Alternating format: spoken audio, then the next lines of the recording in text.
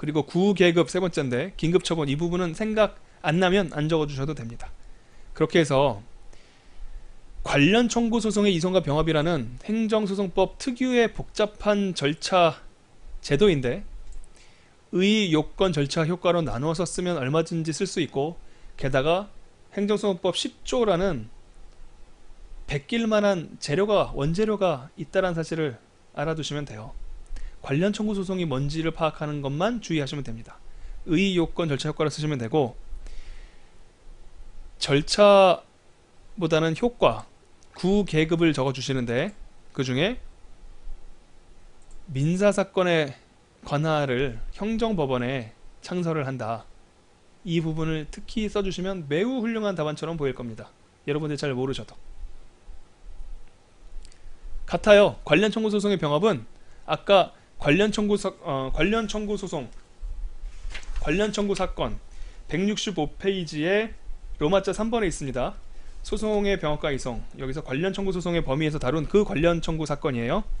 그것을 병합하는 것인데 이것은 165페이지에 자세히 나와 있습니다. 그 내용과 크게 다르지 않아요. 제가 띄워드린 자료의 내용하고. 의, 종류, 요건, 절차, 효과를 적으시라고 제가 말씀드렸습니다. 표준 목차. 그리고 의에서는 개념이나 취지, 뭐 근거 조문, 인적 개념 같은 걸 쓰시면 되고 뭐 유형도 마찬가지입니다. 관련 청구 소송의 병합이란 원고가 주된 취소소송 절차에서 관련 청구를 함께 구하는 것을 말한다. 역시 취지는 심리의 중복, 모순 저촉 회피, 소송 경제와 당사자 편의 이런 건데 이 부분을 주의하셔야 돼요. 관련 청구 소송의 병합은 기준에 따라 구별 기준이 약 3가지가 있어요. 단순 선택 예비적 병합은 청구의 특성으로 구별하는 거고요. 원시적 후발은 병합이 최초의 소제기 시에 있는가 나중에 있는가로 하는 거고요. 객관적 주관적 병합은 청구를 병합하는가 사람을 병합하는가로 나누는 겁니다. 서로 다른 기준이 3가지가 있는 거예요. 근거 조문은 행정소송법 10조 2항입니다. 취소소송에는 사실심의 변론 종결 시까지 관련 청구 소송을 병합하거나 피고 외자를 상대로 한 관련 청구 소송을 취소 소송이 계속된 법원에 병합하여 제기할 수 있다. 이렇게 해서 후발적 병합과 원시적 병합을 규정하고 있다고요. 이 말은 좀 분석해서 따져봐야 됩니다. 취소 소송에는 사실심의 변론 종결 시까지 병합이 가능하다는 얘기죠. 관련 청구 소송을 병합하거나 여기는 객관적 병합에 관한 얘기고 여기요. 피고 외자를 상대로 한 관련 청구 소송 이거는 주관적 병합에 관한 이야기입니다. 행정청이 서로 다른 사건이 있을 거 아니에요.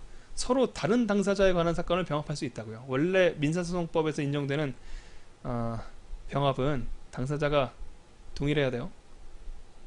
피고가 동일해야만 객관적 병합이 가능합니다. 나중에 주관적 병합이라는 사건도 있는데 이런 경우는 소송물이 동일해야 돼요.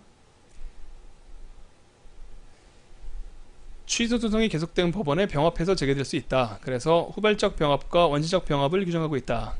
자세하게 써야 될 내용은 관련 청구 소송의 병합과 개념과 취지입니다. 구별 기준부터 이 뒷부분은 헷갈리시면 반드시 써야 되는 부분은 아니에요. 이해를 최대한 해보시고 이해가 되시면 쓰면 됩니다. 요건은 역시 가르마를 탔어요. 취소 법원과 관련 법원으로. 그러니까 주된 소송이요. 취소 법원에 계속된 사건은 적법해야 되고요. 그리고 나머지 2개는 중요하지 않습니다. 특수한 경우에만 해당되는 경우예요. 위에 단순 선택 예비, 원시 후발, 객관 주관 나눈다 그랬었잖아요. 주된 소송이 계속 중요해야 한다는 요건은 후발적 병합에서만 문제가 돼요. 원시적 병합은 처음부터 병합하는 겁니다. 처음부터 병합하는데 주된 청구가 소송 계속이 없는데 주된 소송이 계속 중요해야 된다는 요건은 요구할 수 없죠. 이 말도 이해가 가면 쓰시고요. 이해가 안 가면 주된 소송이 적법해야 된다라는 거지만 쓰시면 본전은 건집니다. 그리고 3번은요. 이건 요건이 아니라 민사소송과의 다른 점이에요. 아까 이병, 참변, 정탐 등 모두 다 민사소송에서 가지고 온 개념이라고 말씀드렸었잖아요.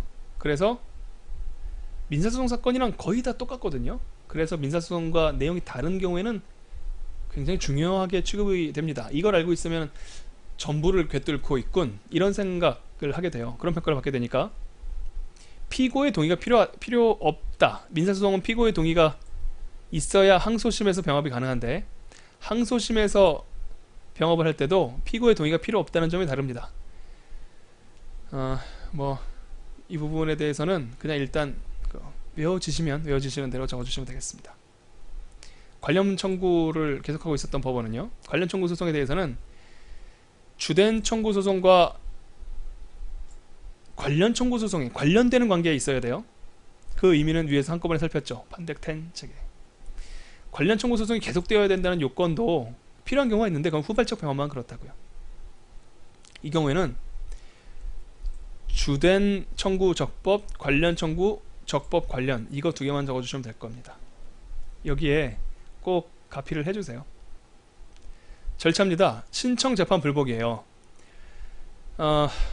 제가 빨간색으로 적은 이유는 역시 민사소송법 이론상 자명한데 행정소송법 교수님들 아무도 적지 않고 있어서 일단 설명만 드릴 테니까 굳이 적으실 필요 없어요. 그러니까 신청 재판 불복 중에 재판만 적으면 되는 거죠. 관련 청구 소송의 병합은 소재기의 실질을 가집니다. 그러나 변론의 병합은 직권을 할 수 있다. 이건 무슨 얘기냐면, 처음부터 제기하는 원시적 병합의 경우에는 소재기의 실질을 가지기 때문에 소재기는 신청이거든요. 소재기도 일종의 신청입니다. 그러니까 신청에 의한다는 뜻이죠. 하지만 변론 병합은 이미 변론이 이루어지고 있다는 뜻이니까 소재기가 있었다는 뜻이죠. 후발적 병합의 경우입니다. 이런 경우에는 직권을 할 수 있다. 이해가 가시면 좋지만 이해가 안 가면 그냥 외워서 쓰셔도 좋고 못 외우시면 안 쓰셔도 좋습니다. 재판은 법원의 재량에 속한다. 대개는 결정에 의한다, 명령에 의한다, 판결에 의한다, 이런 말이 있을 텐데 여기는 그런 내용들은 딱히 적지 않아요. 왜냐면 이게 원시적 병합, 후발적 병합, 단순 예비 선택적 병합, 그 외에도 객관적 주관적 병합, 종류가 많잖아요. 거기에 따라 다 달라져서 그래요. 그런 거 하나하나 나눠서 쓰는 게 너무 복잡해서 정확하게 써주지 않습니다. 왜냐면 이미 소송 계속이 있는 후발적 병합의 경우 이제 이송을 해야 될 텐데 그거는 결정으로 정하고요. 이미 이루어지고 있는 변론을 병합할 때는 명령으로 정할 수도 있고요. 각각 다릅니다. 그래서 이해가 가시면 외워지면 그때 적어주세요.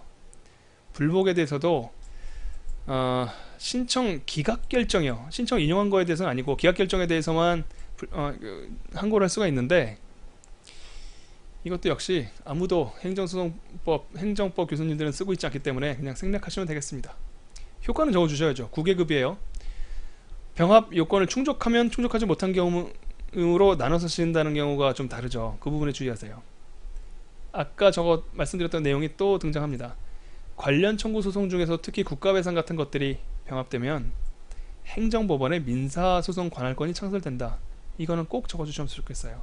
엄청난 가점 요인입니다.